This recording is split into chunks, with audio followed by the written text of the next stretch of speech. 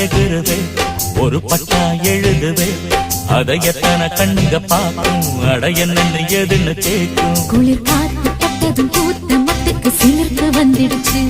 அட நேற்று தொட்டதும் சூடு வந்ததும் நினைப்பில் வந்துருச்சு இந்த ஜில்லா முழுக்க நல்லா தெரியும் மனச கிள்ளாதே